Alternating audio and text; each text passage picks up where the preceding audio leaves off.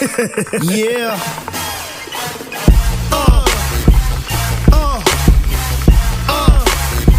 I kick them all fucking going. Yeah. Live out the 718. It's the motherfucking kid, y'all. Yeah. What up, y'all? We're back. This is the M3L podcast. I'm your host, M3L. And today I want to bring on my guest. I knew this dude for about 20 years, and since the day I met him, he just always been going hard to make his dreams a reality. So without no further ado, I just want to introduce him right. Let me introduce the Grammy-nominated bassist, Nate Jones. What's good, bro? What's up, family? How you doing, man? First of all, I'm excited that you doing this podcast because I was checking. I always watch your Facebook. Right. And when you doing the sports and stuff, I'll be like, yo, this dude is like, you always had that gift anyway. Yeah, right. So this is like right up your alley. You know what I mean? So I'm happy that you're doing this. So when you called me, I was like, oh hell yeah, it's gonna be a good talk. We're gonna have a conversation. Definitely. And it's crazy that you said that because I've been like kind of planning this for a couple years. Yeah. So like a lot of people like been telling me like when I started making it known that I was gonna do it, they was like everybody kept saying the same thing, like, yo, this right up your alley. So like for it to be playing out the way it's playing out, like to actually see it playing out the way I planned it, it's just great. Like I was just happy that we finally got the time like to actually do this because we've been missing each other for a few weeks. You know what I mean? So that'd be the hardest part of it all. Like you just matching up the schedules and you know what I mean? Glad you here. I appreciate you for making the time. So we ain't gonna give it all away. We just because I want to come back on the show. You know what I mean? No, we're not gonna give it all. We ain't gonna give it all away. We just gonna talk. We gonna have a good talk. I just want to get a little bit into your story because I feel your story can inspire some people because you've done a lot, and to see you actually doing some of the things that you dreamed about doing is actually a blessing for me because since the day I met you, like I've been saying, like you've always been playing your bass, wanting to get out there and travel the world and do the things that you actually doing and have done already. So just to be able to see that and to see all of that come into play for you is like, it's a true blessing for me just watching. You know what I'm saying? That's love. Yeah, I used to take my bass to work. People don't know we work together. That's a fact. That's how we met at work. You know what I'm saying? That's a whole fact. You know what I mean? Obviously we definitely from the Bronx, but like more so we met at work. You know what I'm saying? Shout to the heliport down there. Definitely. But I used to carry the bass to work, man. And be playing during hours at work, like. Yeah, when it was slow, I was like, yo, you know what I mean? I gotta get my practice in. And I remember even times where like you being stuck at work, so where like you couldn't get to certain gigs that you needed to get to, and it was kind of like holding you back a little bit. Yeah. So I know like when things went bad or whatever, however you want to call it, or when leaving the job, I see things kind of got better for you as far as with what you love. So like let's start off before I even could, because people don't think they're gonna understand how epic it is to even have you here. So before we even get into like your inspirations and stuff, just give the people a little idea, like some of the things you've done, because they've heard you on songs and just don't know it's you. Yeah, people, we don't read credits no more. Everybody's streaming. You know what I mean? It bugged me out because one of the people that I know you work with for sure was the J. Cole, which is one of my favorite artists. And I heard him actually shout your name out on the album. So I felt like that was super dope. So like, just give them a little preview. You ain't got to go into everybody, but just maybe some people that they might be familiar with that you've worked with thus far. Well, I've been blessed to in the gospel world, I've been blessed to work with people like the Pay Sisters and James Hall, and I toured with Donnie McClurkin and so many others. I've done, I did all of the TV shows, the Bobby Joneses and all of that, and gospel, and did all of the major conventions and stuff like that with all the elite people like, Kim Burrell and things of that nature. But then I started touring with people like Lyfe Jennings. Right. I worked with Stevie Wonder. I worked with J. Cole. Obviously, I work with Trey Songz, and the list goes on and on and on and on That's and a on and fact. on. You know, so That's a fact. those are some of the names. Yeah. Now, we had this a little phone conversation the other day. We kind of went into your inspirations. So, like, who kind of inspired you to do the things that you do, or want to do the things that you do?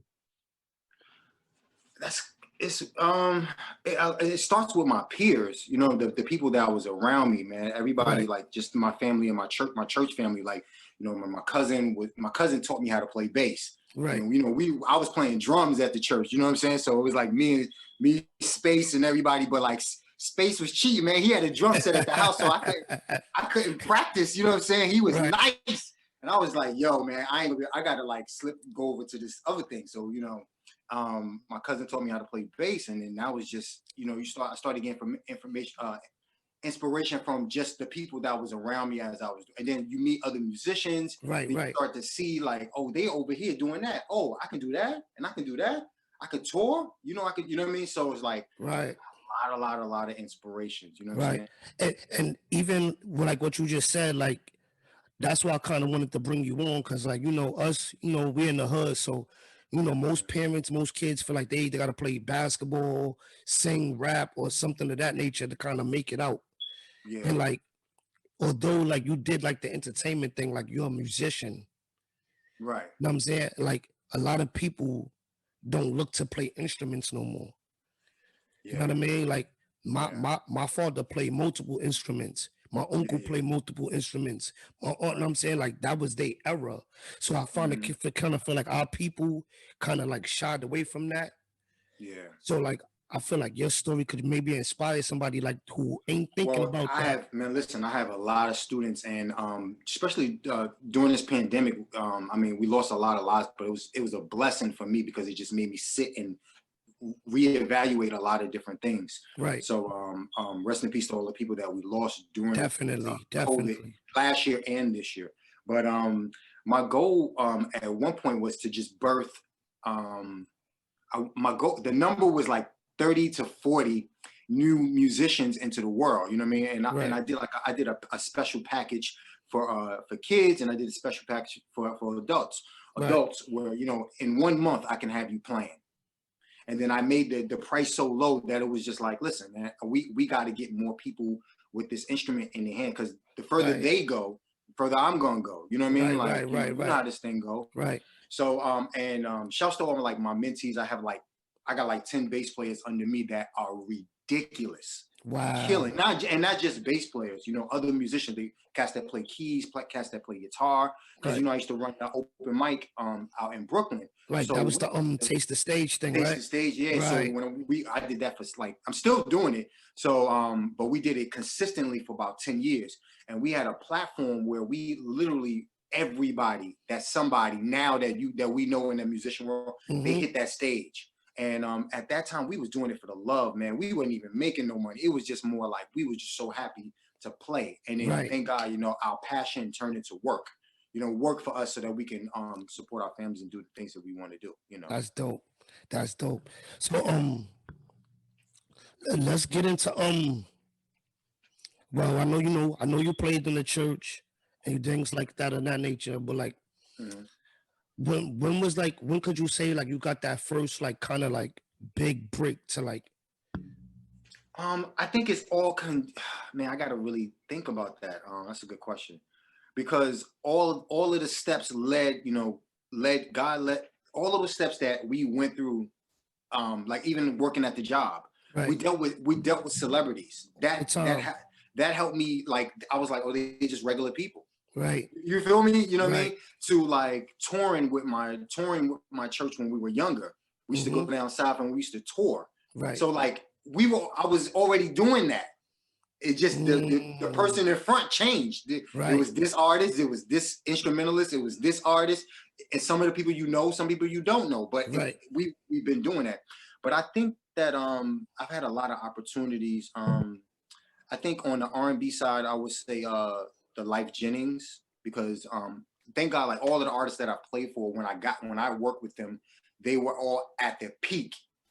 So when I got with Lyfe Jennings, it was like I was like hustling, like I was trying to play, and here with the music scene, it's very cliquish. Right. It's like, you know how you know where we from. You know, that's everything. So you know? so like we them dudes, like we always been that, you know. It's just always gonna feel that. Right. We from the Bronx, so that's Right. just what we do. But like I didn't know that it was cliquish. I was like, yo, I'm good enough, and it was just like, you know, like not. So I just started creating my own. So, but just to let you know, it was Lyfe Jennings. A few people before that, but I would say people would recognize me with Lyfe Jennings first. Right. And it was great. You know, I got that opportunity. And again, it wasn't about the money. It was just about the opportunity and Right. being able to just say, yo, I did this and I made this. You know what I mean? Right. So right. that was I would say that was the actual start. And then from there, it snowballed into like, you know, again, I got, you know, I'm on Right. tour and I'm like, wait a minute, that's happening? Wait, you could do this over there? And then you start learning new things and, you know, you just keep setting goals. And I think that's what it was. And the one of the things that I did that will inspire, or hopefully it will inspire, like I set goals, like I wrote this down. Right. And I still got the journal. You know what I'm saying? This was That's like 25 dope. years ago. That's like dope. where I was like, yo, I just wanted to be a part of something dope that I can have some say-so in, and I wanted to travel. I didn't know what it, you know what I mean? I wanted to be a part of a unit, you know what I mean? Like, and where I can build and grow and stuff like that. So it was good. Like, how long did you play with Lyfe? I mean, I was rocking with Lyfe for like 15 years. Oh, really? I didn't even think it was that long. Yeah, like since 2003. Like, wow. Must Be Nice. Like, and then from there you meet, like you know, I met Anthony Hamilton, then I met Angie Stone, and then I met, you know what I'm saying, Erykah Badu, and then I met, you know what I'm saying? And then you just start networking and you know what's so crazy? Like, even from like when you was playing with Lyfe, like some things I didn't even know till like I see you posted on Instagram. Yeah. And then I'll go back and be like, oh shit, he right here. Like, where I didn't even see you, like, and then now that after you've seen like a video or something you posted, and I go back and do my homework, it's like, oh, he right there. Like, I'm like, oh no. It's no, I'm very serious about this documentation since the MySpace days. Yeah. Because one of my mentors, my brother Sticks, he amazing drummer that used to play with a lot of hip hop artists. And he's been like one of my mentors for a long time. I got like 6 or 7 mentors. Right. But Sticks he's the one that he was like, he used to wear his he used to rock with De La Soul. So he used to wear his shirt. He had he's like, yo, they don't know me. He used to wear he was always on that marketing thing. So he's promotion. He instilled that to me. So like anytime I would meet these people, you know, like on my Facebook, on my MySpace, I had a page and it said people who you know. And I just had a bunch of celebrities, and I would always just network and mix and mingle, because on tours when I realized it ain't really about how good you are, it's about the relationships. Right. So as a musician, with my musician mind, I'm like, oh, nah, I'm the baddest. I could do that. Oh, I could do that. Oh, I could do it. But when you start to see what it really is, I'm like, oh, nah, this is about relationships. Yeah, it's about so the let me get on this. Let me get on this while I can. Now that's funny too, because even after you left the heliport and I was still there, like, you know, we were running to celebrities all the time. So like when I take pictures of celebrities, I used to post it and you'd be like, oh, that's my man. I used to always joke with you like, yo, you know everybody. Like, yeah. You know what I mean? Like, yeah, it seemed like I know everybody. I don't know everybody, but you know, but I met Venus and Serena at the heliport. Right, yeah. You know what I'm saying? So I can't, some people I forget that I met at that heliport that we had all of the designers. We had Tommy Hilfiger there. We had Donna Karen and so many other. I think Mark Jacobs passed by. We had hip hop. Big Pun and them did they video there. Remember Jay-Z did the City Is Mine video there. Come on, bro. So it was like all the time. And I'm so grateful for those moments, because it took, you know, like now when I see them, it's like, okay, oh, what's up, family? You know what I'm saying? Respect. Like, you know what I'm saying? Like, not on no groupie stuff, just more like I'm a fan of your work and stuff like that. Right. You know what I mean? Like some people like I'm just, you know, I'm fans, you know, like I told about that story. I had a fan moment with at the heliport the first time I met Beyonce. I could see that. Like it was like, you know, like it was like one of those movies. You know how you see the movies, you see the girl across the room, and like it's like everybody else disappears, and the Yeah, bro. music comes on. It's like she's floating. Yeah, It was yeah, so yeah. crazy because, like, you know, like with Jay, like I had like a special relationship with Jay. Like we don't Mhm, speak, but we see each other all the time. But mhm. he always gave me a pound no matter who was there. So Right. like one time he pulled in with the Maybach, with the blue Maybach, right? So Mhm. somebody tapped me like, "Yo, your man outside." So I go to open the door for him. So he walked through. I mean, I opened the door, but it's not him. It's her. So Oh wow. I'm stuck, bro. Like I'm holding the door and I'm Yeah, stuck. I'm yeah, looking, yeah, yeah. No, and I feel you. it's like she's just floating across, like, And I feel you. I feel and you. like it make me think about when I hear other celebrities talk about her, and they be like her aura. No, you I listen, felt man. all of that, bro. Yo, I listen, felt all of it's that. people that do music and then there's superstars. Right. And people forget about that. Like I have a conversation with my homeboy like all the time. We talk about that because he be like, "Yeah, we them dudes," and I say, "Yeah, we them dudes," because we big rap, we URL rap battle like we fanatics, right? Right. So I let him know, you know, and we always comparing things and stuff like that. But I always let him know. I'll be like, listen, me and you them dudes for sure. But if this dude right here walk in, it's Yeah, over. it's over. Yeah. And you gotta like accept that. You know what I'm saying? Like you still you, but like Yeah. sometimes that's star power. And she Yeah. got the She star got it. power. Like Yeah. I did that movie. I was in that movie. Cadillac Records. I was in Cadillac Records. So Yeah. funny I was just story watching at that the the other day looking for you. yeah, I got they and it was dope how that whole thing came about. Because I wound up getting you be there all day and hopefully you get like a second. I got like 2-3 seconds in there, like Yeah, you so was in I there was like in and out. yeah, I was the bass player for Beyonce, for Etta James, who Beyonce played. Right. And the funny thing was, at the time, I remember I told you about relationships. Mm-hmm. So at the time, I knew all the musicians on the set and everybody. I knew a lot of people that from church and from just the scene. Right. So at the time, like she's doing her thing. At the time, what's his name? Lyfe Jennings was managed by her father at that time. Right. So I already had a relationship. So when I seen him, I was like, "Oh, what's up, Mister? Yo, this and that." He was like, "Oh, okay, yeah." I was like, "I met you at such." He was like, "Oh, that's what's up. You do?" I said, "Yeah, I'm in the joint." And then I met.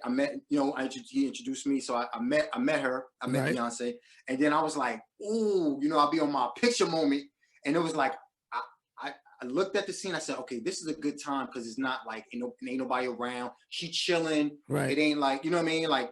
She you know what I mean, and then the only reason I didn't get the picture is because she said that she had a wig on or something like that. She, you know what I'm saying, Right. that for the thing, and she was just For the and I was movie. like, yo, don't listen. I'm in a movie with you. I don't need no picture. Like I'm in a movie, queen. Like you good. You feel me? Like you know what I'm Hey, yo, saying? that's another situation where I didn't Yeah, know until you posted it. And I've seen yeah, that movie a bunch of times. And yeah, it's just so crazy that after you post it, the scene you was in the movie, it's like they've been showing it like crazy. And I've been yeah, catching it. And then yeah. I be telling my lady, I'm like, yo, my man is in this movie. Right. And like I be in there like rewinding it, pausing it, like, yo, there you go right there. Like, you know Man, what I'm saying? it was such a beautiful, like not just her and that whole movement, that whole movie, what it was about. Because I Right. didn't really know Yeah. about, I'm not a TV person. I'm Right. like a YouTuber and documentary person. So Right. like I study the masters because everything that we trying to do has been done before. So that's what I teach my with my consultant course. I teach them to study the masters. Like you special, you definitely special. Ain't nobody like you. But what you're doing right now has been done before. Right. You feel what I'm saying? Like Right. you've seen all these analysts, Scott Stewart and all, you know what I mean? So it's very important to study the masters. I always put that in perspective. You know what I mean? Right. But If I'm not mistaken, I think Etta James is from the Bronx. oh, see, I didn't even know If that I'm part. not mistaken. I'll just learn her story And, about her music and what her contribution was to the and music. even watching the movie, I found myself like Googling some of like the people to like see some of the things they did. I kind of was like comparing the movie to like the real life a little bit. Yeah. But if I'm not mistaken, I believe my aunt told me that she grew up maybe like around the corner from me. But I believe she's from the Bronx. I'm gonna have to look it up again maybe tomorrow to find out for sure. Yeah. But if I'm not mistaken, I believe she's from the Bronx. Yeah, her story and contribution was amazing. Yeah. And what was happening at that time, like when you in it, you don't really like you in it. Like right now, we in this, we in this moment. But 5-10 years down the line, when it, you know what I'm saying, when this on Revolt TV, like, they're gonna be like, oh, yo, this nigga, yo, yeah. you feel what I'm saying? So, yo, listen, man, just keep on going, and I try to just stay in that moment. You know what I mean? I try to stay in the moment. Right. You know what I mean? Keep that stress level down. Stay in the moment, man. Yeah, you stay busy, bro. Like that's one thing for sure. You stay busy. Yeah, I'm in competition with myself, man. Like you know, like last, that. You know what I'm saying? Like I love that. The things that I did before, like I'm like, okay, I did that. All right, I ran 4 clubs in 2019. In 2018, then I had 7 clubs I was running where like I provide live music for a lot of different venues here in New York and abroad. So it's like, it's, you know, like I outdid myself for that year. And 2020 was about to be, I started, even though it still was amazing, you know, I started the year with a call from Roy Ayers, legendary jazz musician. And then I ended the year with a call from J-Lo. Well, yeah. You feel what I'm saying? Like that, like, I'm like, I was gonna get into that too. I just didn't want to jump into that too early. I'm mind blown. Like, you know what I'm saying? Just the opportunity to do it. That's 2 different genres. And that's something that I wrote in my book. Like, I wanted to play different styles of music. You know what I'm saying? Like, about that the other day. Yeah, like that's my, like, you know, like obviously when you play in church, when you play in gospel, you're really playing all the styles. You know what I'm saying? But like I tapped in, you know what I'm saying? So to like start the year with a call from a jazz gig, you know what I mean? To end with a pop gig. It's 2 different worlds, you know what I mean? And I was just like, and the J-Lo thing, that was for the bringing in the New Year thing on bringing in the ABC, right? Yeah, with Ryan Seacrest. Yeah, that's dope. So it was just like, and my mentor put me onto that. He told me that. He was like, I want to tell you something. You started the year off with this, and then you ended the year off with that. You know what I'm saying? And I was like, damn, I didn't really think, because I was like, you know, like my anxiety like went up, and I always try to share. And he was just like, bro, what are you stressing about? Like you got to stay in the moment, stay in now. And he's the one that reminded me. It was like, bro, are you kidding me? People can't even say that. And you did all this other things. You created this merchandise. You created these new T-shirts. You created this. You created a new series. You did that. And he brought it to my attention. But like, I was just like, damn, that did happen. So I had to like step back and stay in that moment. You feel me? So like, yeah, and I like the series too. I've been keeping up. Like I really like the series. I just watched the Estelle episode. Yeah, so I didn't post it on my Instagram yet. It's up now on YouTube. I'm a subscriber to the page. Yeah. So I posted that, and I was like weird because I was like, I don't know how she's gonna react to it. You know what I'm saying? Because she's kind of like, she'd be like, don't mention my name, bro. Like, you know what I'm saying? So, but I did it, and I didn't tag her. Somebody else took this because I didn't put it on Instagram yet. I usually wait till I got another one out. She messaged me, bro. She was like, yo, thank you so much for your kind words, and like, yo, I pray your family's well, and it's so good to see you. You know what I'm saying? It was love. You know what I mean? Because we didn't really end on like great terms. You know what I'm saying? But just where the place that I am, the way I'm at now is just like, I'm just grateful, man. I'm really grateful because like, as a musician, it's just like, it's like an NBA player. It's like going to the league, bro. Right. Like a team wants me, you know what I'm saying? And she had the number one, she had the hit, she had American Boy with Kanye. She's popping and says, you know what? I want to take you on tour with me. Come with me. Wow. So I gotta look at that. I gotta look at these experiences. You know what I'm saying? The other little stuff is whatever. You know what I mean? So I'm just appreciative of that. You know what I mean? Like, I don't want to be on negative Nancy. You know what I mean? That whole little YouTube thing you got going, bro, that is dope. Cause like I tell you all the time, like I'm sure you got a bunch of stories. Oh my God. Probably some you can't even get into. Yeah. But that little platform, bringing that to the table, like it's bananas. Like I think that's super dope. Like I said, bro, I watch every episode. That's love, I'm man. really in tune to That's that, love. like, cause I like to hear those stories that the world don't get all the time. Yeah, I'll be into that type of stuff. Like I appreciate that.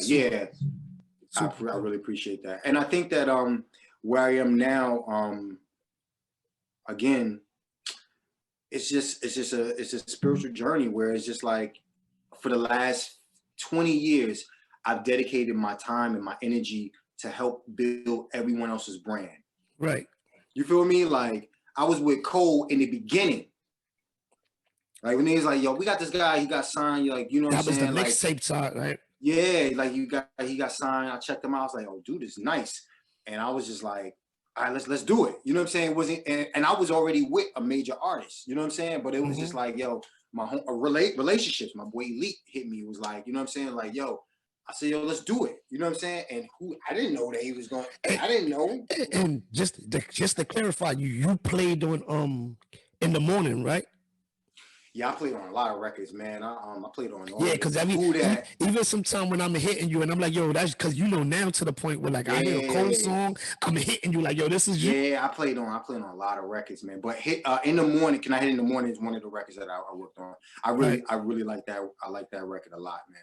Because that was one of the I remember the producers in the building, and it was a dope. I gotta tell that story. That was a good story because like I was in there, and with me when I'm in the studio, it's a zone, so it's just like I try to give people what they want. Like it's I'm a musician, so I think service, and I think that's another key to longevity. Like I just think service. Like how can I serve you? What do you want? Because a lot of times you don't give people what you think they want. You give what they want, right. And that's in any relationship. And that's it. What are you looking for? All right, I'm gonna give you that. I'm gonna give you that, and then I'm gonna give you some of this the sauce. You feel me? But I'm gonna give you what you want first. You know, I was saying that to one of my ex-girlfriends, man. I was just like, you keep doing all this most. I said, yo, I want some socks and I want a pack of white medium Hanes, bro. like you don't understand. Like that's what I want. You keep coming with this extra stuff. You know what I'm saying? Yeah, If you come with a Bugatti or something, that's different. But like even with the Bugatti, like in the seats, give me a white T-shirt. Give me the. Come on, give me what I asked for. Yeah, bro. And I think that's the key to the longevity. Just giving people what they want. And again, I learned that from working at the job. Like, you know what I'm saying? I'm here to serve. We're here to serve. Yeah, you know what I mean? Like, it's customer service. We work for this company, and this is what it is. Right. This is what we provide. The VIP experience. Exactly. Facts. So facts. That's where I'm at with it. Facts. You feel me? That's dope. That's dope. But go ahead. Let's get into the I know you probably was trying to save a little bit for your platform, but we could get into the in the bed situation. I mean, in the morning situation. Oh, in the morning, yeah. When you was in the studio, it was just a couple of dope moments. Because like they came in, I played the song, and then I remember Cole was like, the producer was like, yo, now that's it. I was like, all right, cool. I'm in the room like I'm listening to everybody. What's up? You want? That's what you want? All right, let me give you that. Right. You know what I mean? I gave you that. Now check this out. Boom. And then finally, I remember Cole told the producer, he was like, yo, let him work, bro. He really dope. Like, let him work. And I was like, and they looked at me, and it was like a green light situation. Like, oh, do your thing. And I was like, what? Oh, you want a hit? Okay. Let me give you a hit. You know what I'm saying? Right. It was already a smash, but like, just to add that, the icing on the cake, you know what I mean? And be a part of that history. You feel me? Yeah, that was a good one. So I use that one as a good resume. The other ones is like, again, just being a part. Sometimes you ain't got to show out. Sometimes you just got to be in the room. You ain't got to be loud. Sometimes you ain't got to be flashy. You ain't got to be like, just I'm in the room. Yeah. For 20 years, I was in the room. But that's all you got to do is be in the room. Yeah, I was there. And when opportunities show itself, take advantage of it. You just be ready. I'm ready. Stay ready so you ain't got to get ready. You already know. Funny, Cole hit me. He hit me New Year's, and I was out with some people working on some stuff, and he was like, "Yo, man, I got this record. I want you to play on. What you think? You got some time?" I was like, and always talk to myself in my head. I'd be like, "All right, Nate, like, you know what I'm saying? What's up? You still hungry? You still want this? You know what I'm saying? You done? You got some success? Nah, nigga, we working. Right. All right, send that to me. Everybody, I gotta roll. I gotta find a studio real quick. I'm gonna catch up with y'all after I finish." Go on. Out the studio, like everything, because it was New Year's. Nobody was, you know what I'm saying? I ain't had no time to get all the way back home. I was all the way in Brooklyn. So I was like, I'm already in Brooklyn. Hit my man. Yo, come through. I'm in Canarsie. Right. Drove another 45 minutes to go. You know what I'm saying? Laid it down. I can't wait to hear what they did with that. So that's gonna be. Yeah, I think he got an album dropping this year sometime. Yeah, that's what they're saying. And it's so crazy that you connected with Cole like that, because that's my favorite artist right now. Yeah. You know what I'm saying? I even got my lady rocking with Cole right now. Like, nah, he's a beast. You know what I'm saying? He's a beast. What I like about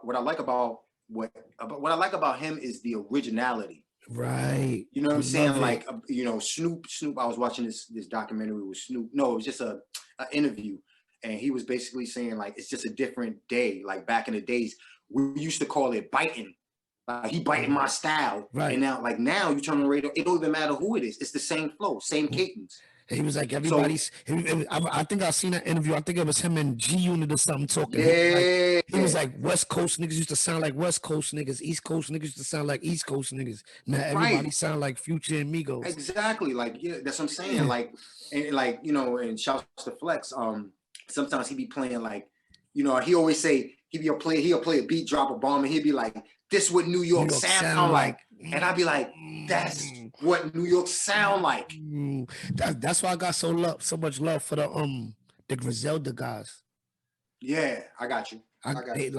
They bring back, and they from Buffalo, New York, but they got that. But they got that New York City sound, like, and it's crazy. Even like, I like Dave East a little bit too. He bring that. He had a New York sound when I listen. Shout out to Dave East. I'm on record with him too. Yeah, that's my homegirl baby father. Oh, say word. His daughter is my homegirl. That's my homegirl is baby mother. East is a problem. I played on a record with him, with Trey. It's a song called Everybody Say. That's what everybody say. That's crazy. That's on the tape. He's on it. Yeah. So that night, Trey called me. I was actually in the studio. I was in another studio, and he seen me post on Instagram. He was like, "Yo, we in the lab in New York." I don't know what this dude is in New York. I didn't know. So he was like, I was like, "Where you at?" "Oh, I'm in New York." So I get back to the studio. We rocking. Everybody in the studio. Uncle Murder in the studio. Dave East in the studio. Like 3 or 4 other artists. It was action packed in me. Right. It was action packed. So that moment was crazy. And so that's when I got a chance to meet him. And he went in that booth and went crazy. It was just like, that's a dope song too. That's a dope song too. I like the way he moved. I like, you know what I mean? I rocks with Dave. Matter of fact, one of my boys, I'm trying to link with him because he's one of the producers for this new album. So I'm trying to get on. I'm trying to get on that record, man. You know what I mean? So I'm glad you just mentioned that. Let me write that down. Yeah, put that on paper. Yeah, because I need that Harlem. I need to be on it. And I know you travel with Trey Songz. You're part of the band. How did all of that come about? Because Trey that dude when it comes to the R&B vibe. Yeah, it came about. Again, I think it was like a few things happened. Life was going. Damn, how did that happen? It was after the Estelle situation. Right. And then I had already met Trey through Life. And then after the Estelle situation, I was home and it was a tough time for me. It was, I could tell this here because I try to keep it positive on my page, but it was a tough time for me. Like I came home from tour and all my slots was done. I couldn't play at this church no more. They had another cat. Right. You know what I'm saying? Because it was like weird because like the Estelle tour was supposed to be a month. Right. they was like, yeah, we're gonna do a month. I was like, cool. And then she caught momentum, and that month turned into 2 years. Wow, that's crazy. So it was like 2 years. Oh, You know what I mean? So they when I had to came, fill your slot. when I came home, all the slots was filled. I was used to a certain lifestyle. You know what I'm saying? And then like New York will humble you real quick. Real fast. New York don't care none about that. They be like, oh yeah, you did your thing, that's cool. But yeah, we over here now. Like, Yeah. You ain't, yeah. We see you, King, but like we had, you know what I mean? That's that New York, you know what I mean? So what now? What now, right? So it took me like, thank God I created Taste the Stage, because that's what kind of like held me down a little bit. But after that, just hustling in New York, just staying on it, like just getting back to the grind. And I remember I was doing this gig with my brothers, and you know, like these are just family, so it's not really no bread like that. But I was just hustling, and I went to a studio, and we had a rehearsal at a studio, and the Trey's band was there, like they was rehearsing, so I knew everybody from church. So I was like, oh, yo, what's up, yo? And you know, we chopping up, and again, it's mutual respect, you know what I mean? Like just musicians doing their thing. And I think after that, I would say like a week and a half later, 2 weeks, I got a call from the musical director. Was like, yo, we just got called for this thing, and the bass player can't make it.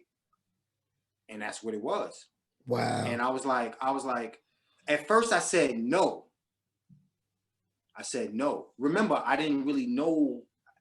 Well, I said no because of other things. I said no because I had obligation with the people that I was rocking with. And we had scheduled rehearsals, and I said I was going to do it. You know what I mean? So like I told him, I was like, dub it. Yeah, I get it. Yeah, because those, you know what I mean? So like, because that's my family. You know what I mean? So so I was like, yo, can we schedule around this? You know what I'm saying? Because you calling me in my head. You know what I mean? Like, you know, can we schedule around this? Because I'm down, but I could do this, but I can't do the rehearsal, but I could do. And they was like, and they wound up calling another cat, and that didn't work out. And then they called me back, and I was like, well, this is what it is. And then we worked it out, and that's just what it was. Wow. And then again, it's that relationship, and it was just dope. You know what I mean? Like, it was just a dope opportunity. Again, I didn't know. We didn't know. You don't know what's going to happen. Then we was rocking, and he put out this album, and then shit. Yeah. 2 years, another 5 years went by. I was like, but I knew the signs now because I had already worked with Lyfe. Right. So I already knew I was like, okay. He on the radio. This might get crazy. He got 3 songs on the radio. So that means that if they playing here in New York, then I knew about the mother stations and the cousin stations. Right. And then I called down south. I'm like, so it was just, you know what I mean? This is about to get crazy. It was crazy. And then it was beautiful because the timing was amazing because I had all this experience working with Lyfe, another male artist, and then working with Estelle. So when I got with Trey and them, like the band, they knew, you know, my musicality and stuff like that. But I really got hired on. They said, the manager said, because I had PR at the time, and the manager at the time said, yo, that's the look. Niggas didn't say nothing about experience. Like I got records with Stevie. They ain't saying nothing about that. They said, that's the look. And that's how it came on. Wow. The way they didn't even hear me play. And the crazy part, just from like some of the videos and stuff you post, like it seemed like y'all chemistry is bananas. Oh, let me tell you something. It seemed like the chemistry is crazy. It's so difficult for me working with. Let me say this right. It's challenging for me to work with other musicians once you get that level of chemistry. It's kind of like basketball. Like, you know, you can have an all-star game, you can have an all-star team, you can have everybody that you love on the team, but that doesn't mean chemistry. Right. And like, I'm in a lot of all-star situations, but the chemistry is different. The mindset is different, you know? And it's so funny that we're doing it because I played ball. I played ball today. And I was playing with these young, I still got it, by the way. I still got it. But just to further my point, like the mindset of these kids who have amazing ability, amazing talent is different. In my mind, I'm like, let's make the game easier and let's win. Right. We already on the court. We on the stage. I don't have to score 30 to win. Right. You're on the So all-star team. I'm on the all-star team. So, but like for them, I'm trying to make like they doing the hard end step back, and I'm like, bro, I'm under the rim. Give me the easy bucket. Right. You feel me? Like, what do we like? But the mindset is different. So to go back with those musicians, with my brothers, the mindset is totally different, and that's what we like. We think together. We think as a unit. We don't think like, oh, he's just responsible for that part. We check, we watching, we're in real time, we vibing. Because Trey's a different kind of artist. You can't just play for Trey. Trey is a different dude. I pay attention. Again, the experience. I watch this dude. I ain't never seen him with this. I ain't trying to put his business out there. I ain't never seen him with the same outfit on. I ain't never seen him with the same jewelry on. So, and I know that he likes different and new and fresh. And I just get this by watching. I'm just paying attention. Okay, this is what it. Okay, he likes fresh and new. So he treats the stage like the studio. We don't get no set list. He just winging it. He winging it. That nigga did that to me on Wendy Williams. So you gotta be ready. Nigga, we was on Wendy Williams. We rehearsed for 2 weeks. We did. No, it was a week. We rehearsed like less than a week. We rehearsed like a little medley. Got ready. He got there 5 minutes before the time to air. There's 5 million people. They said, "Nah, I don't want to do that no more. Let's do this." So I was like, "Okay, cool. I'm used to church. We follow the pastor. I'm with it." Right. So I'm like, "Cool, yo, let's. I'm with you. Let's do it." But we ran out of time, so we got halfway. We didn't have an ending for how we gonna end it. So now I'm backstage in the dressing room. I'm going like. I'm usually like hype. I'm what I'm saying. I'm doing push-ups. Like I'm in my zone. I'm sitting in the corner like with a piece of fruit, like just sad as hell. And he come in. This nigga, he like, "Fucking wrong with you? Like, what's up with you?" I say, "Yo, my nigga, it's 5 million people watching, and we don't have an ending to the show. How we gonna? What if I mess up?" Like he was like, "Oh, it's gonna be cool." And that's the temperament of this nigga. Like that's the temperament. It's the temperament. Like, and I'm just like, it's not gonna be cool. I'm stressing, bro. And I gotta play that. I might put that on my gram because that's a nice little joint. And it worked out. Because he knew that we were one. And that put you at ease.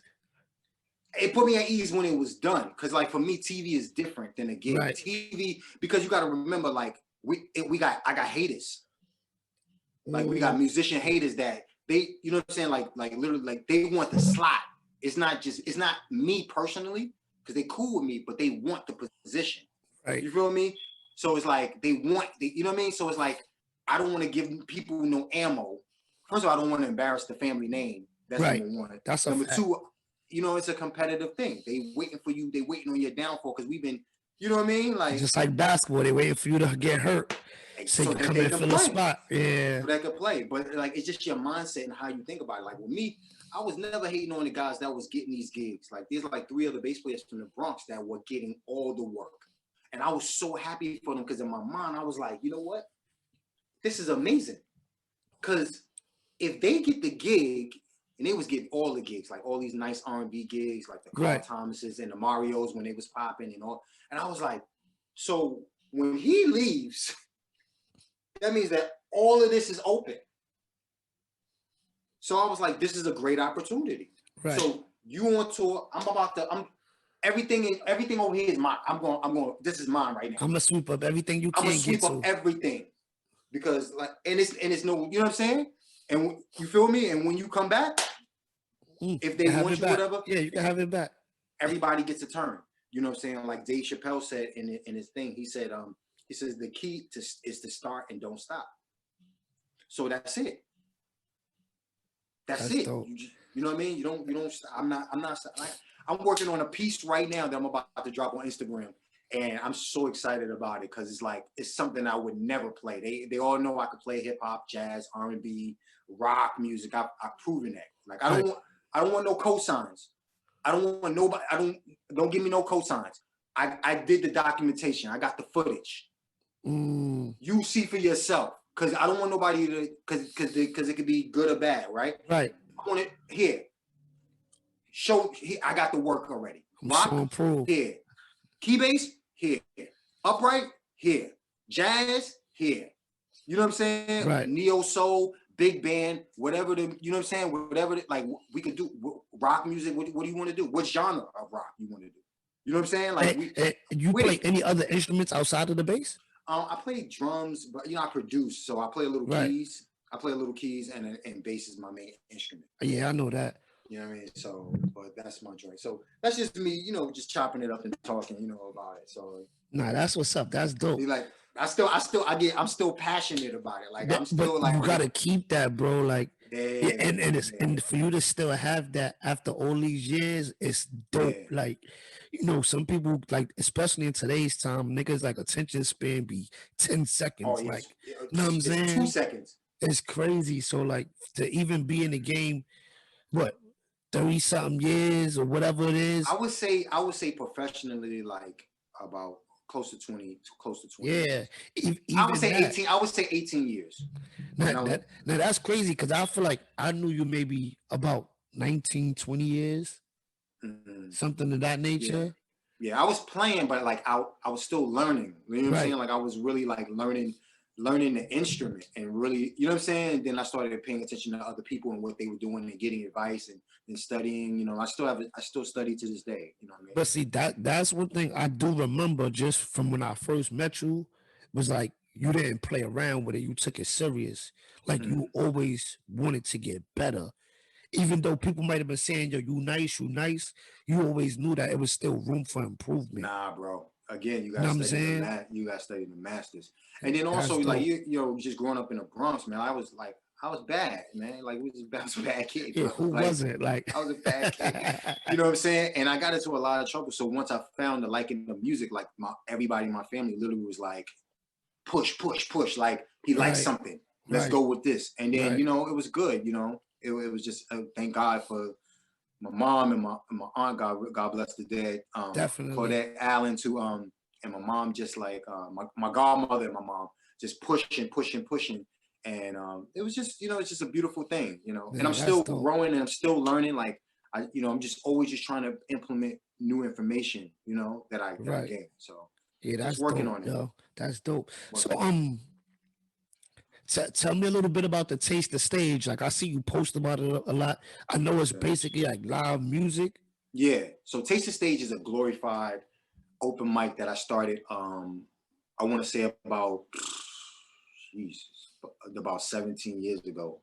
More than that. And I was in Brooklyn. I was playing at a church in Brooklyn. Mm-hmm. And around like my whole life just shifted to Brooklyn. I'll tell you a backstory why that happened afterwards. But Taste the Stage is just a glorified open mic, and it's a networking, it's a school, and it's just a beautiful place for like a lot of people went through that school, and it's an open mic, but it's so different because like we're more concept based. People come up and sing songs. Yeah, I've seen the footage, and like we get hip hop, we get all kind of like people that I used to have actors come and do monologues up there. Oh, really? We had bucket players. I had tap dancers. I had DJs. It's just so dope. It's so dope, man. I'm so grateful for the opportunity. Black owned business. It's a sub club called the Five Spot. I just talked to Malik. He shut it down because of COVID. Right. So he shut the club down, but they've been there for years on Washington and Myrtle. It's called the Five Spot. And we did 10 years of business. We didn't always get along. Right. We didn't always get along. I'm telling you right now. But we did 10 years of business, no contracts, with a handshake. And I said, I'm going to make this place pop. I'm going to bring in all my friends. And I had everybody. Emily King came in there. Lyfe Jennings came in there. Like we had everybody in there. And the beauty of it, it was like the top of the industry. And then it was the person that was just starting. And they was just networking. And then I would build shows. There was people that didn't really know cover songs. And I would like literally I would say, listen, we can still make something happen. you know, creatively. Like, Right. you don't need to know covers. You're not a freestyle, right? Okay, so we're gonna freestyle the night, and we used to make and design shows and stuff like that. And what I love about the whole thing is that all the people that's under me is about 30 to 40 people. They Right. all, I never, like Dame Dash said, I never kept the plug to myself. I gave all of the tools and information out. Now everybody got their own thing. That's dope. You know what I'm saying? Like everybody got their own thing, and I'm like pushing them to have, because these are like little portals. You know what I'm saying? If you go over there and you record, and you go over there and do your thing, you start a night over there. We have different avenues to work. That's dope, and that's rare because you know most people want to keep everything to themselves. They don't want to share the information. Nah, man, we got people like that that's here in New York, and I ain't really deal with that too much. I've been trying to keep it positive, but nah, that's not the vibe. The vibe is like, if you dope, you dope, man. Everybody get a turn. You know what I mean? There's people that's 10 times. My mentees are better than me. Right. But you're not gonna outwork me though. Mm. You're not gonna outwork me. You're not gonna outwork me. That solo was dope. But I got the owners. I got a night here now. I got you feel me? Like, you're not gonna you killing me? Are you kidding me? Like the stuff I'm working on right now, like when they hear this, they're gonna be like, oh my goodness. It's ridiculous. But thank God for the masters that paved the way. So you start like reading these people like Sam Cooke and all the people in music, Miles Davis, and seeing the business, Duke Ellington and Anthony Jackson, and all the bass players, people that I follow, like that I mimic, like not mimic, but were inspired by, and mimic, like with Victor Wooten and Marcus Miller and Anthony Jackson. And James Jamerson. Those guys, they played the bass and they played on major records. So I was like checking out there, and then Marcus did the touring thing. He played on all of these major records. He played on the Humpty Dance. This is a jazz musician. Right. He played on all the Luther Vandross records.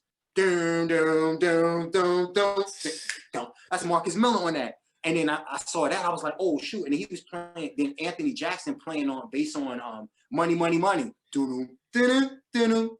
He sued them and finally got his money too. Wow. He wrote that line. They didn't want to give him his money, but he wrote that. Anyway, but like then him playing on jazz, I was like, yo, I want to do that. Then I seen Stanley Clarke and these other guys, they was doing film scoring. So me and my partner, my brother Pete Johnson, who he just recently passed away from COVID. Well, they didn't tell me what it was, but he told me that he did have COVID, but I'm not sure exactly how he passed. But he passed this year, and he brought me in about, I want to say like 15 years ago, because we were at the same church and we were hanging out, and he was doing CSI. So he was doing the TV show. Yeah, so he brought me in, and I was able to like learn how to do music for commercials and music for different stuff like that. Wow. So I was like, this is great. And then I was like, oh, this is just like what Marcus Miller and them did. Like Marcus, they did the film scoring for Boomerang, like all that music. The bass player, he wrote that stuff for that show, like for that movie with Eddie Murphy and like so like then so you know again. So I just try to study them. And what they've done, and I just try to like, then I make it my own. You know what I'm saying? Right. So, take a little piece of it, add a little bit of you. Right. Ain't nothing new under the sun. I'm always gonna be me. You know what I mean? It's what everybody's supposed to do. That's what we're supposed to do. You know what I mean? You're doing it anyway. You take a little bit from everybody, and then add a little bit of your own flavor, mix it up, and become who you are. Yeah, this is the gumbo. And we've been doing this for years. Like when you was a child, literally, like you were crawling, you was learning a new language, you was working on your motor skills, you were watching your parents, how they talk, you got that limp like your pops, you got this, you know what I'm saying? And we're inspired by the music, we're inspired by all of this. Look at all, like, come on, bro. Like when we was coming up, I was like I said, I was Wu-Tang forever, baby. I had the Parasucos with the Timbs and the Helly Hansen, and then I got a Vanson, then I got an Averex. Yeah, and it's just, but you know, and how many people had the Jim Brown? The older guys, they had the Jim Brown afro with the mustache, or they had who else was popping? Nas. Everybody had the half moon like Nas. Yeah. Or I should say Big Daddy Kane, because he had Big Daddy, yeah. Even with the 3 cuts in the eyebrow. Come on, bro. Yeah. Like last but not least, look at all these kids that had that blonde hair. That was 2018 for Odell Beckham. Even with the dance moves, like coming from James Brown to like dudes like Michael Jackson, this is what it is. Usher, Chris Brown, right. So that's what we're creative beings, and this is what we do. So it's like when I be trying to like share this information with like some of the young guys, I'll be like, yo, bro, like you special. Right. But what you need is you gotta study. You feel me? Like you don't know everything. And if you like pay attention to the mistakes they made, you can like jump over those hurdles. You know what I mean? Right. That's dope. That's dope. I like that a lot, bro. Real shit. I like that a lot. Yeah. So without giving too much information, what's some of the things you got going on now? Because I know you real discreet with it. I don't listen. Something that I learned, I forgot what documentary it was, but they said I was on Clubhouse, and it was a documentary. No, it was on Clubhouse, and this guy is billionaire. He says, listen, finish is better than perfect. Because people, you wait. Did I say that right? No, he said done is better than perfect. Because a lot of times we wait for it to be perfect. And it's like, yo, sometimes you just got to get it done. And you learn and you keep going. Right. So like that's what you do it. That's what I did with Stories from the Road. They was mad as hell at me. They was like, you don't got no script. We don't know what we doing. I said, yo, bro, just cut the camera on, bro. Let me talk. We gonna make it work. Yeah, that's kind of how I do this. Like I don't got no script, bro. Like I'm freelancing.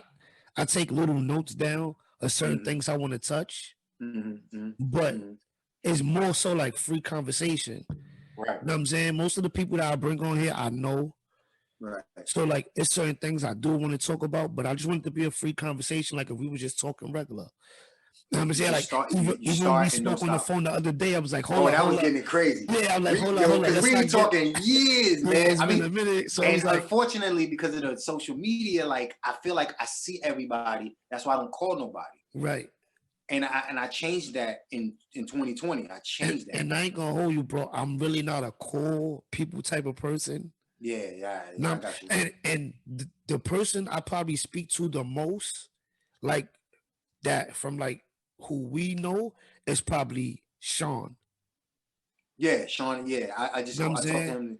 I gotta go see him, man. Hang out with him. He probably the person I speak to the most. But that's just because he hits me up all the time. Yeah. And then y'all build. You know what I'm saying? Y'all build. You know, even from me going up there hanging out, like my daughter loves his daughter and vice versa. So it's the connection. It's the LeBron and Wade and Chris Paul and like they family, man, and Kevin Hart. They all family, man, so it's a different conversation. You can't hang out with me. Yeah, and then just growing in life, some people that I kind of like I used to hang with. Like maybe I don't feel like I outgrew them. It's just some of the things that they still into ain't my lane no more. Yeah, things change, bro. So I got like it's no love loss or nothing like that. No, it's just I gotta keep my distance. Yeah. You know what I'm saying? Yeah. To do the things that I want to do. Yeah. So it is what it is. You know what I mean? I said that on Facebook the other day. I said expired friendship isn't beef. Like I don't got no beef with you. It's just like we're not on the same page. We're not on the same frequency. Like my goals are like, again, watching them documentaries, watching like Kobe. Kobe was like, oh, listen, I had to make a decision. And I knew in that decision I was going to lose some friendships. Right. I knew that my dedication was to my family and to this. And no matter if I hung out 6 a.m., I'm with my trainer. And it's discipline. So like that's just what it is. And there's no love lost if they really your friend. Right. It's crazy you brought Kobe up because even to get on Kobe discipline, it was a time when he was telling the guys that he was playing with at the time, he's like, yo, if y'all want to party, I'll go out with y'all and party. But then now y'all got to get up 6 o'clock in the morning to go to the gym with me. Yeah. Like, I'll go out there and party with y'all all night. Let's do it. But in return, y'all gotta be willing to get up 6 o'clock in the morning to hit the gym with me. Exactly. You know what I'm and saying? It's that little extra, and it's the extra mile. You got to go the extra mile. Right. You feel me? So, and that's just what it is, man. You just so, gotta work through it. You know what I mean? Like, yeah, that's growth, man. But like I said, I'm really excited that you're doing this. You know what I'm saying? Like, it's gonna develop, it's gonna grow. You're gonna start learning more stuff. You're gonna start learning about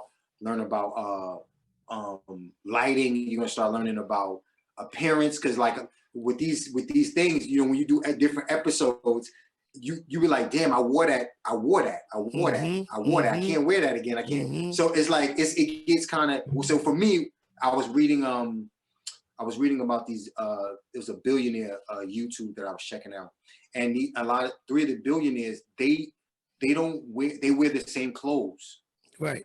And they wear the same clothes every day for it'd be the new clothes, but it's like the same outfit, thing, right? So that they don't have to waste thought process on what they're wearing, and I was just like, that's crazy. Wow. You know what I mean? So it's like, this is crazy. I got red on today, but literally, like I'm wearing all black all.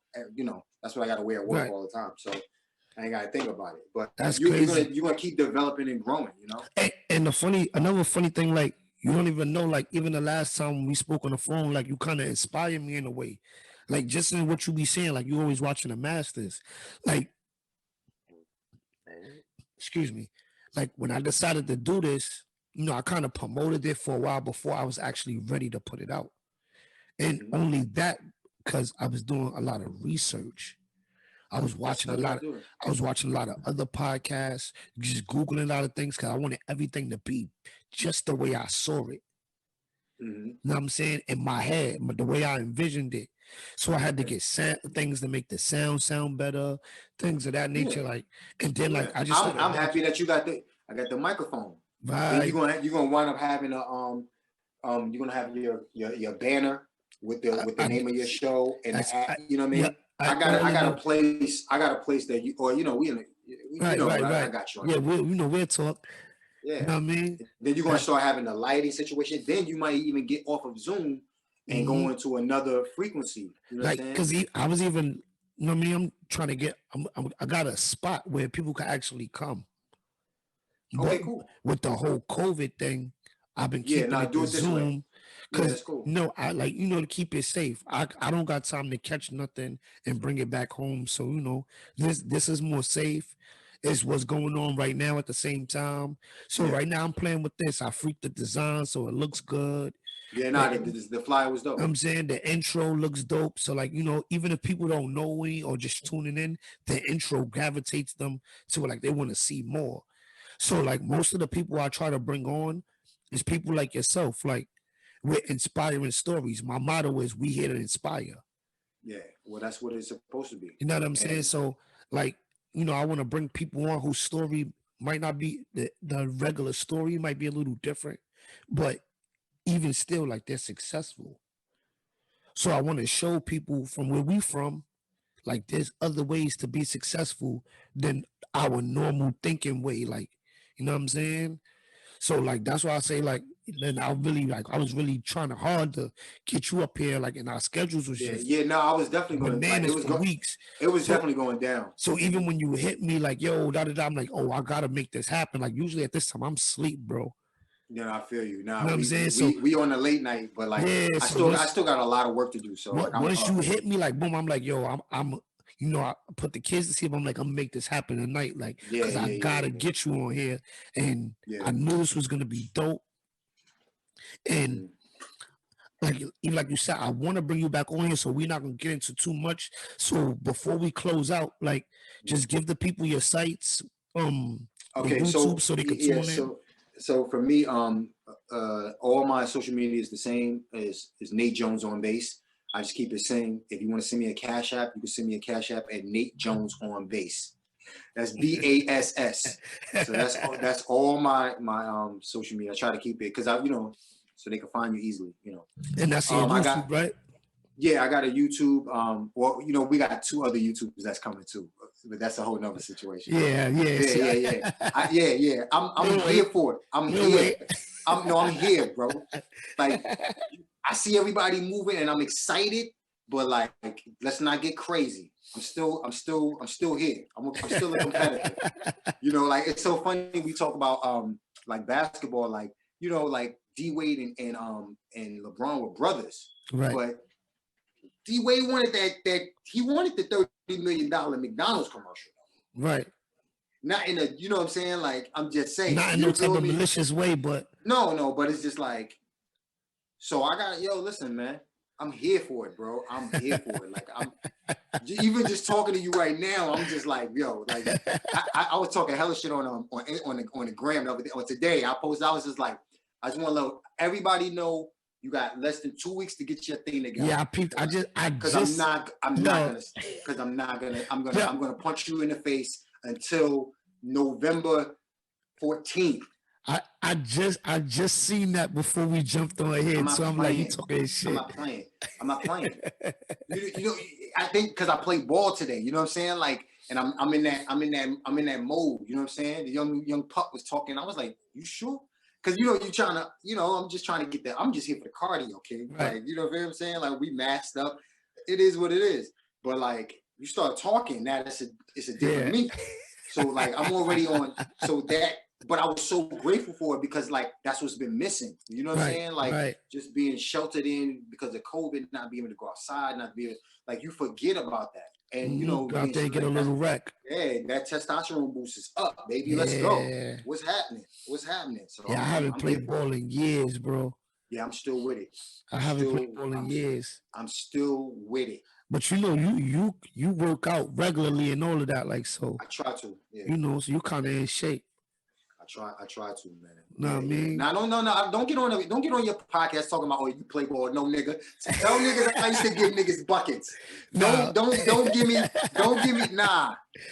We used to give that work. Don't get it twisted. Yeah. We used to give. Come on, bro. We used to have. Don't let these niggas 3. Come on, bro. We used to lock them up at Chelsea. Come on, bro. We was like, come on, man. Stop.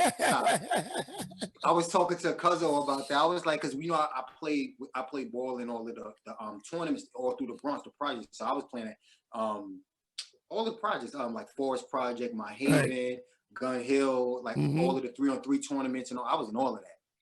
I was in it. I was in it.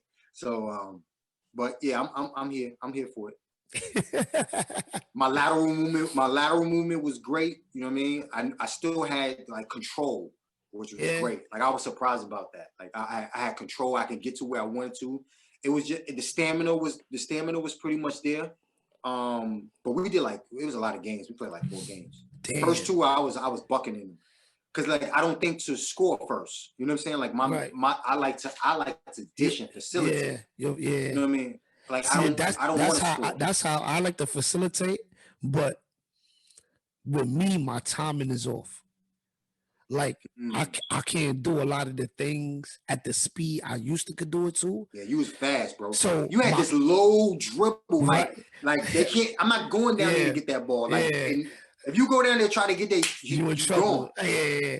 So like my actual movement and the way my mind thinking it, they're moving at 2 different speeds. Right. So I'm still thinking at 18, 19. Nah, that's that 40. My body's on 40, 41. So like, it ain't adding up. Yeah, nah, you gotta, it's real life. It's real life, kid. I just gotta accept it. Like you can accept it, you could just keep, or you could work at it too. You know what I'm saying? So it ain't over. I'm trying to get back in shape now because now I got a son. My son just turned 2. I just seen that. Wow, man. He just turned 2, so Yeah, man. Well, I be hyped when I be seeing your pictures on Facebook. I be like, yo, that's dope, man. I be so happy, man. So I be genuinely happy. Once he get 5, I'm putting him in the M3L boot camp. Got you. Like I already got him now. I got the little hoop in the crib. I got him throwing chest passes and throwing it in the basket now. So nah. He gonna be good. I can't wait till he's like just 5, 6 years old and we could really go full throttle. And now it's cheat code now. They got cheat codes. They got a weighted basketball. Did you know about this? Yeah, to help you. I didn't even know. But that's not even new. It's called the medicine ball. And Nah, I seen an advertisement online where they were selling a weighted ball. they got the new ones now where they got the whole machine when they practice certain things, but that right there is called the medicine ball, the weighted ball. They got like I think it's a 3 pound. Excuse me, it's a 3 pound, a 5 pound, and a 10 pound. Mm. It's for you just to basically pound it. So now when you get a regular ball, it's nothing. It's a yo-yo. I love it. It's a yo-yo. It's like the weighted vest back in the day. It's a yo-yo. That's what I'm saying, bro. It's a yo-yo. It's crazy. Yeah. Follow my guy, Nate Jones on bass, Instagram. You got Twitter? Everything Nate Jones on bass. Twitter, Instagram. Yeah. You can follow on Facebook, Nate Jones. Follow the YouTube to watch the series. Stories from the Road. Stories from the Road. With Nate Jones on bass. With Nate Jones on bass. It's very interesting. My guy is working. Get in tune. Find out what's going on. Y'all can follow me on Instagram and Twitter at the M3L podcast. We out of here, y'all. Love is love. Appreciate you. Love is love. Yo, peace.